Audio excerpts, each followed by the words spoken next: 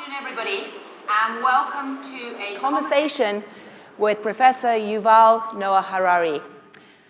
My name's Gillian Tett. I'm the US Managing Editor of the Financial Times. Now, there are not many historians who would be put on the main stage of the Congress Center of the World Economic Forum, sandwiched between Angela Merkel and Macron. I think there are even fewer who could fill the room almost as much as Angela Merkel, and almost none who would have the experience as we were waiting in the green room and Angela Merkel came through, Chancellor Merkel came through, she took care to stop, go up to Yuval and introduce herself and say, "I've read your book." Pretty amazing.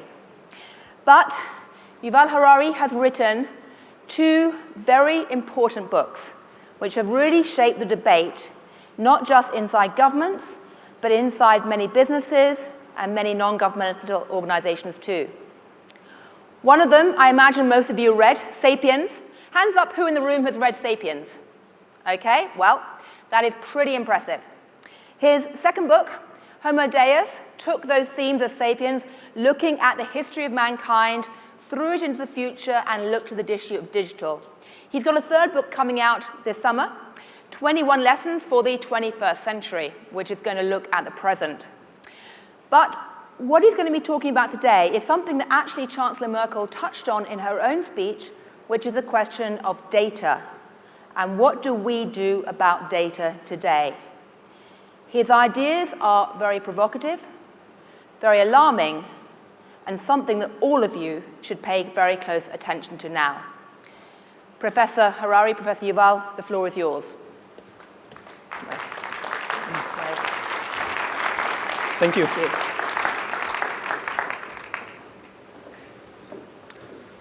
So, hello everybody. Let me just have 1 minute to get friends with this computer and make sure everything is okay. And can I have a bit more light on the audience so I can see the faces and not just speak to a darkness? Thank you.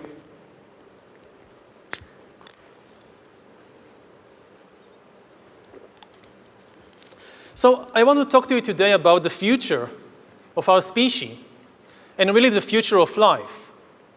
We are probably one of the last generations of Homo sapiens. Within a century or two, Earth will be dominated by entities that are more different from us than we are different from Neanderthals or from chimpanzees. Because in the coming generations, we will learn how to engineer bodies and brains and minds. These will be the main products of the economy, of the 21st century economy. Not textiles and vehicles and weapons, but bodies and brains and minds. Now, how exactly will the future masters of the planet look like? This will be decided by the people who own the data. Those who control the data control the future not just of humanity, but the future of life itself. Because today, data is the most important asset in the world. In ancient times, land was the most important asset. And if too much land became concentrated in too few hands, humanity split into aristocrats and commoners. Then in the modern age, in the last 2 centuries, machinery replaced land as the most important asset. And if too many of the machines became concentrated in too few hands, humanity split into classes, into capitalists and proletariats. Now data is replacing machinery as the most important asset. And if too much of the data becomes concentrated in too few hands, humanity will split not into classes, it will split into species, into different species. Now, why is data so important? It's important because we've reached the point when we can hack not just computers, we can hack human beings and other organisms. There is a lot of talk these days about hacking computers and email accounts and bank accounts and mobile phones, but actually we are gaining the ability to hack human beings. Now, what do you need in order to hack a human being? You need two things. You need a lot of computing power, and you need a lot of data, especially biometric data. Not data about what I buy or where I go, but data about what is happening inside my body and inside my brain. Until today, nobody had the necessary computing power and the necessary data to hack humanity.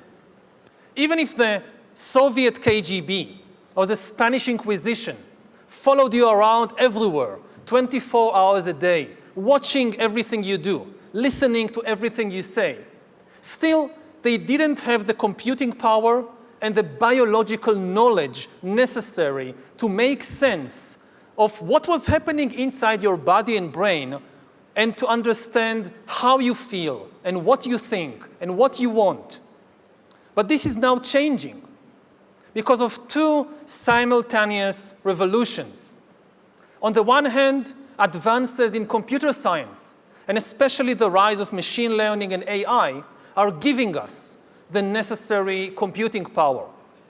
And at the same time, advances in biology, and especially in brain science, are giving us the necessary understanding, biological understanding. You can really summarize 150 years of biological research since Charles Darwin in 3 words. Organisms are algorithms.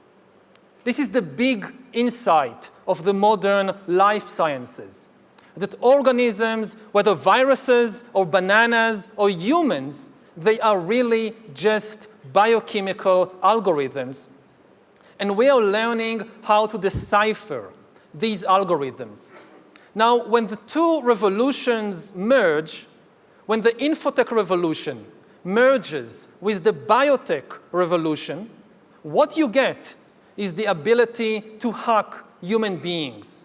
And maybe the most important invention for the merger of infotech and biotech is the biometric sensor that translates biochemical processes in the body and the brain into electronic signals that a computer can store and analyze.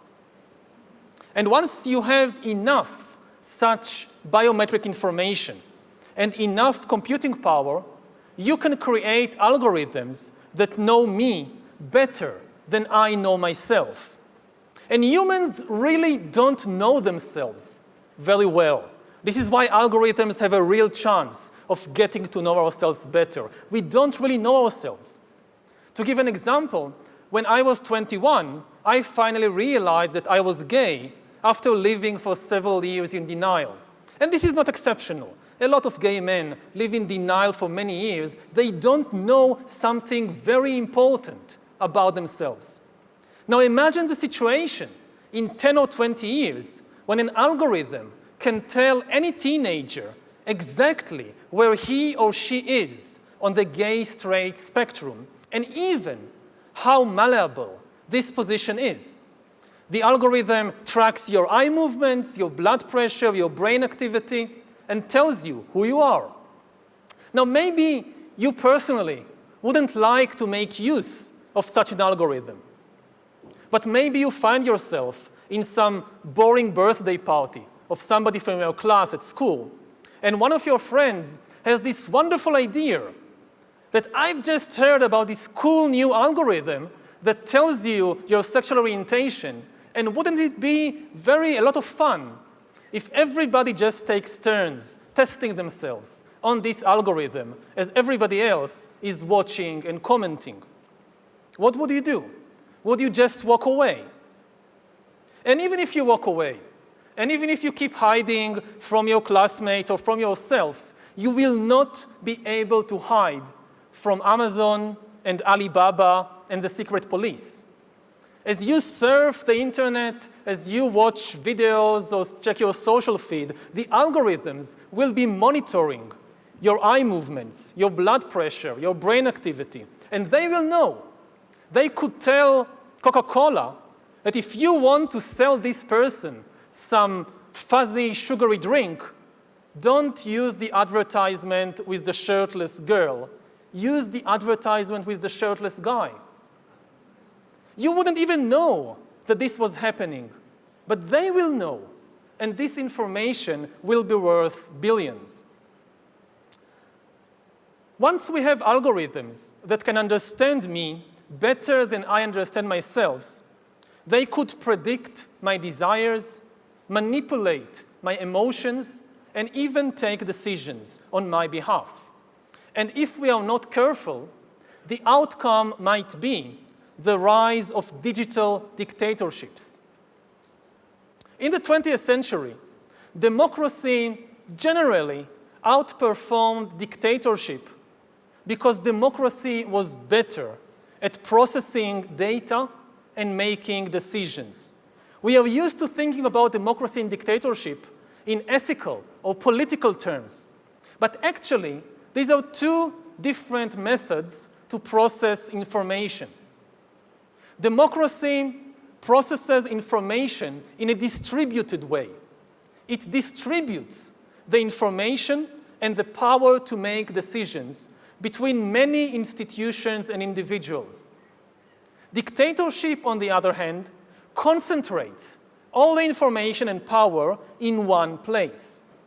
Now, given the technological conditions of the 20th century, distributed data processing worked better than centralized data processing, which is one of the main reasons why democracy outperformed dictatorship and why, for example, the US economy outperformed the Soviet economy.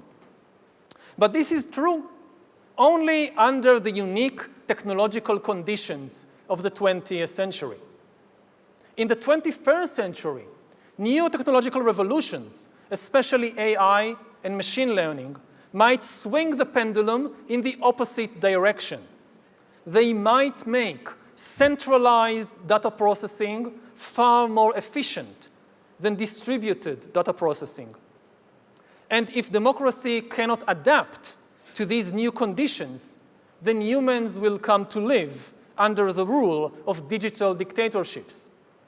And already at present, we are seeing the formation of more and more sophisticated surveillance regimes throughout the world, not just by authoritarian regimes, but also by democratic governments. The US, for example, is building a global surveillance system, while my home country of Israel is trying to build a total surveillance regime in the West Bank. But control of data might enable human elites to do something even more radical than just build digital dictatorships. By hacking organisms, elites may gain the power to re-engineer the future of life itself. Because once you can hack something, you can usually also engineer it. And if indeed we succeed in hacking and engineering life, this will be not just the greatest revolution in the history of humanity. This will be the greatest revolution in biology since the very beginning of life 4 billion years ago. For 4 billion years, nothing fundamental changed in the basic rules of the game of life. All of life, for 4 billion years, dinosaurs, amoebas, tomatoes, humans, all of life was subject to the laws of natural selection and to the laws of organic biochemistry. But this is now about to change. Science is replacing evolution by natural selection with evolution by intelligent design. Not the intelligent design of some god above the clouds, but our intelligent design and the intelligent design of our clouds the IBM cloud, the Microsoft cloud, these are the new driving forces of evolution. And at the same time, science may enable life after being confined for 4 billion years to the limited realm of organic compounds. Science may enable life to break out into the inorganic realm.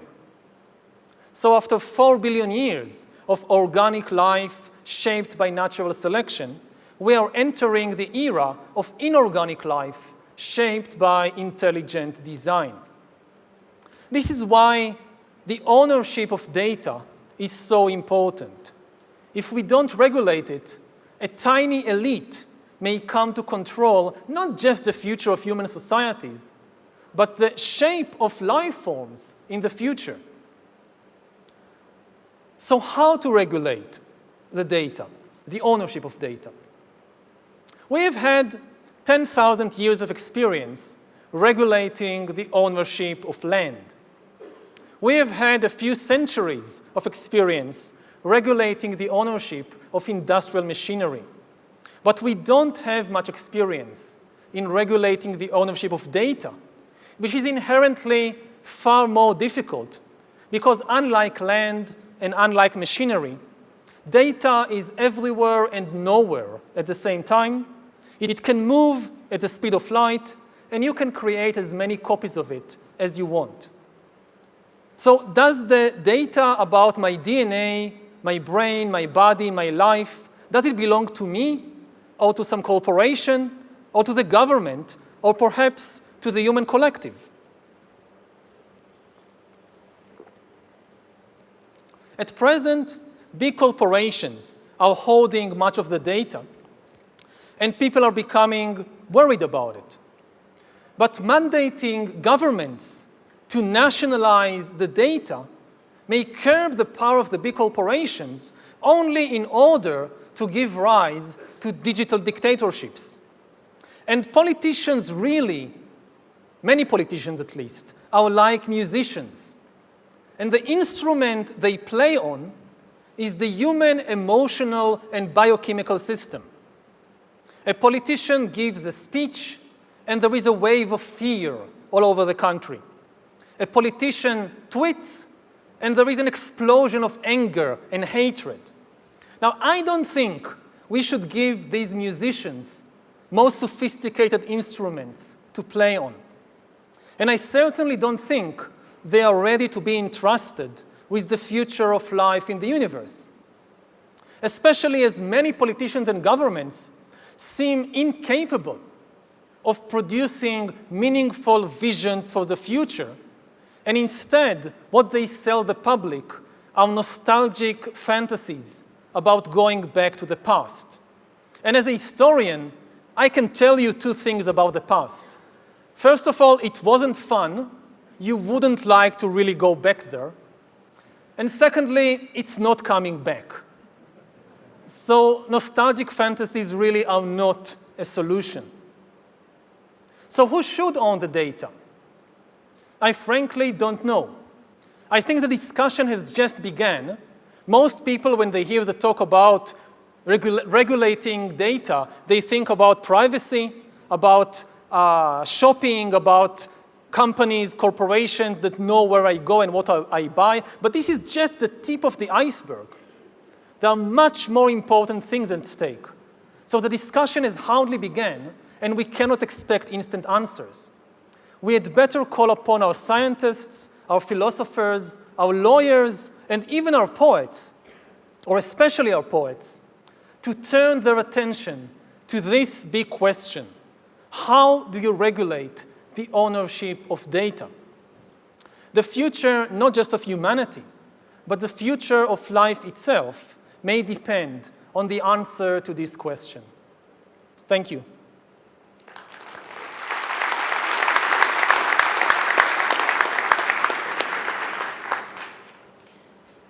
Well, thank you, Professor Harari, for an absolutely brilliant, thought-provoking, and it must be said, somewhat challenging and depressing talk.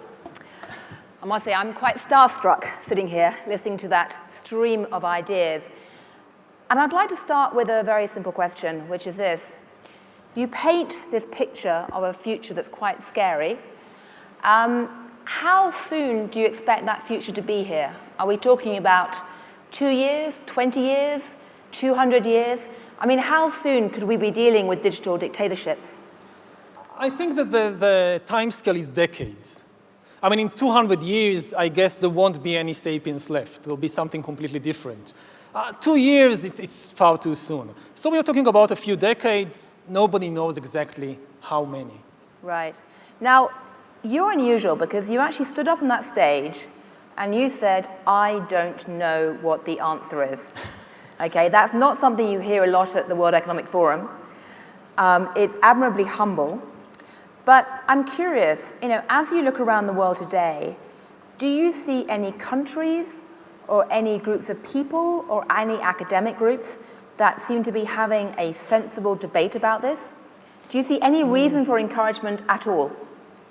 Well, I think the world is divided into a very, very small group of people and institutions who understand what is happening and what is at stake, and the vast majority, not just of ordinary people, but even of politicians and business people who are not really, yes, they hear about data, data protection, there are cyber attacks, somebody might steal my identity or my bank account details, but that, as I said, it's just the tip of the iceberg. I think that my guess, I don't know, but I guess that some of the big corporations, like Google, like Facebook, the usual suspects, they understand what is at stake.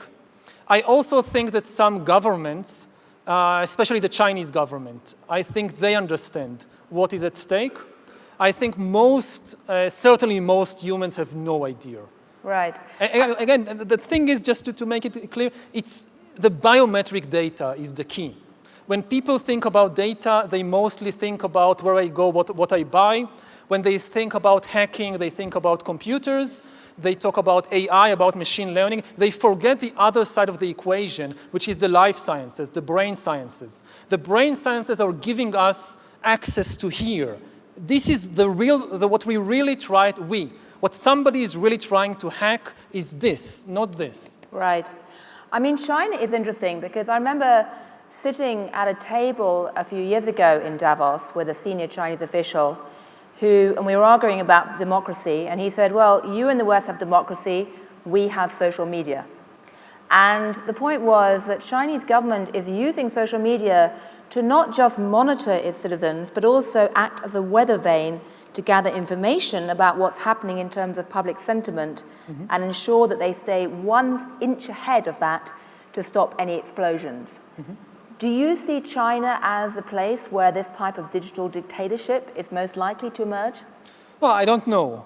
As I said, as I gave examples, you have cases in the West. And I know maybe best about my own country, that Israel is building a real total surveillance regime in the West Bank, which is something we haven't seen almost anywhere in history before, of really trying to follow every place, every individual. And we still haven't crossed the critical watershed of the biometric sensor. Whether it's in the US, in Israel, in China, it's still social media. It's still my mobile phone. It's still where I go, what use I make of my credit card.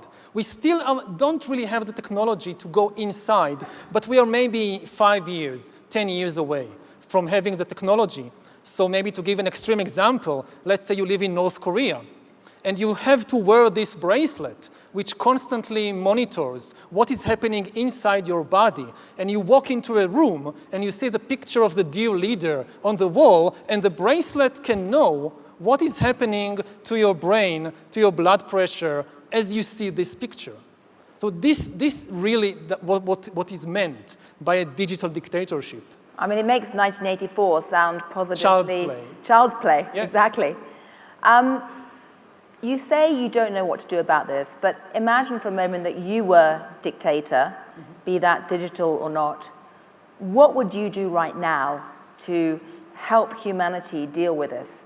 Would you like to just throw away all of those biometric devices? No, it's absolutely, as I said, it's absolutely impossible to go back, especially in terms of technology and science. Even if one country or an entire continent is freaked out by the possibilities, and they say, we stop all research in this field, you can't force other countries to do the same. And then you have your own, you have a race to the bottom, unless you have some global agreement on how to deal with this, then no country would like to stay behind in the race. So do you want the scientists to take control? Do you want the United Nations? Do you think the United Nations is capable? As I said, the World Economic Forum? Could all the people here take control of this, do you think? The discussion has just begun.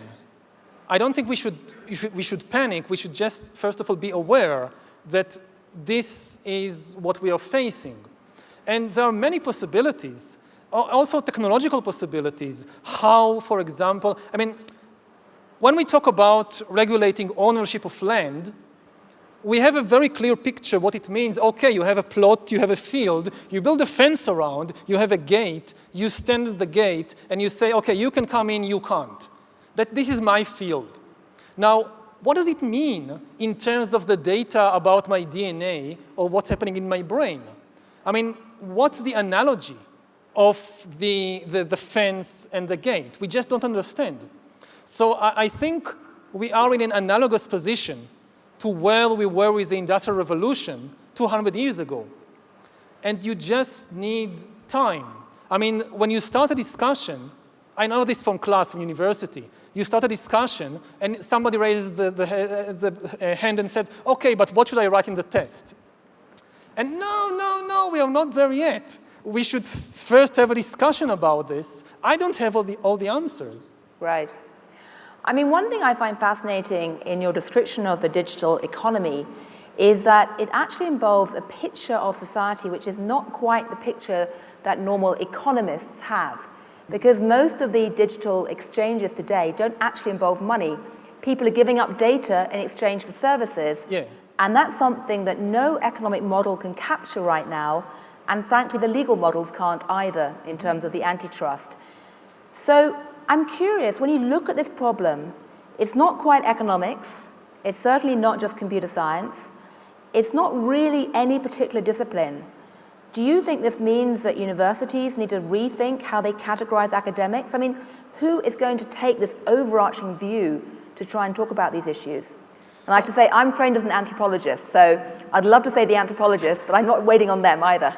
No, hopefully everybody. I think that today, if you're a computer scientist, you also need to be, to some extent, a philosopher and an anthropologist.